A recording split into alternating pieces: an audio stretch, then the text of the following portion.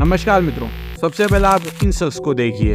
ये हैं UPSC student Kunal R Virulkar. इन्होंने अपनी लाइफ के 12 साल तो सिर्फ यूपीएससी क्रैक करने में लगा दिए, जिसमें 7 मेंस और 5 इंटरव्यू। लेकिन इनको लास्ट में मिला क्या? सिर्फ रिजेक्शन। जहां दूसरे लोग उन्हीं 12 सालों के अंदर वर्ल्ड एक्सप्लोरेशन, शादी, इनफैक्ट बच्चे तक कर लेते हैं और लास्ट में अपने करियर में सेटल हो जाते हैं। लेकिन वही मनोज भाई की केस के अंदर उन्हें 12 साल के बाद सिर्फ सूजी हुई आंखें ही मिलती है। और ये एक केस नहीं है जो यूपीएससी क्रैक करने के चक्कर में अपनी लाइफ के गोल्डन पीरियड सिर्फ 4 दीवारी में किताबों के साथ गुजार देते हैं। लेकिन मैं ये भी नहीं कह रहा हूँ कि यूपीएससी एक वेस्ट ऑफ टाइम है।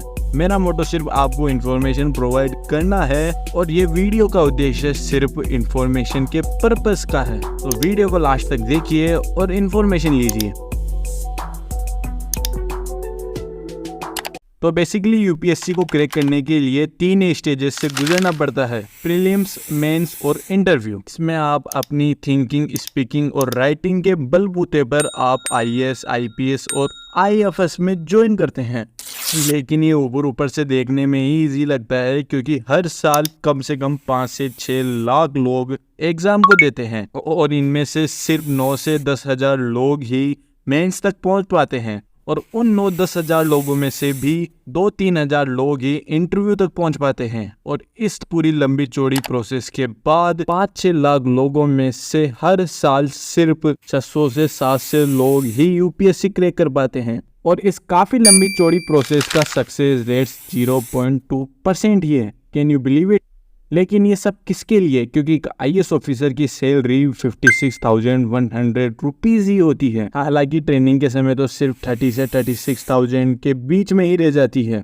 लेकिन आप बोलोगे कि भाई प्रमोशन के साथ सैलरी भी तो बढ़ेगी। तो दोस्तों, आपकी ये बात भी सही है, पर जो आपकी 56,000 वाली सैलरी है वो 10 साल बाद 78,000 की ही होगी। और आपकी सैलरी ज़्यादा से ज़्यादा सिर्फ 2,50,000 तक ही बढ़ सकती है। लेकिन इसके साथ गवर्नमेंट बंगलों और ट्रांसपोर्ट के लिए गवर्नमेंट व्हीकल भी दिया जाता है। लेकिन ये सब फैसिलिटी दोस्तों रिटायरमेंट होने तक ही सीमित है, क्योंकि रिटायरमेंट के बाद ये बंगलो और ट्रांसपोर्ट व्हीकल्स आपसे ले ली जाएगी। तो आप एक बार वीडियो को साइड रख के गौर करके सोचिए दोस्तों कि एक स्टूडेंट अपनी लाइफ का यंग पीरियड 16 घंटे एक कमरे में किताबों के साथ बिताए, सिर्फ एक 56,100 रुपए की सैलरी के लिए।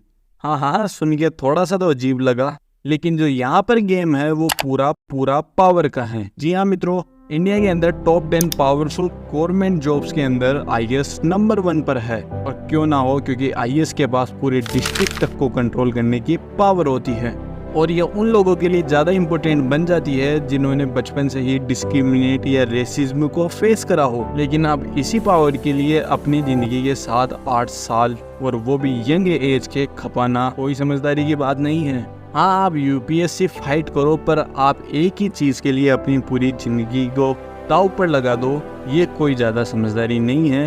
आप उसी बीच कई सारे एडवेंचर, कई सारी चीज़ें एक्सप्लोर कर सकते हो। और वैसे भी एडवेंचर का नाम ही तो ज़िंदगी है। हाँ तो मित्रों, ये तो था मेरा ओपिनियन। आप क्या मानते हो? कमेंट बॉक्स के अंदर बताना। बाय।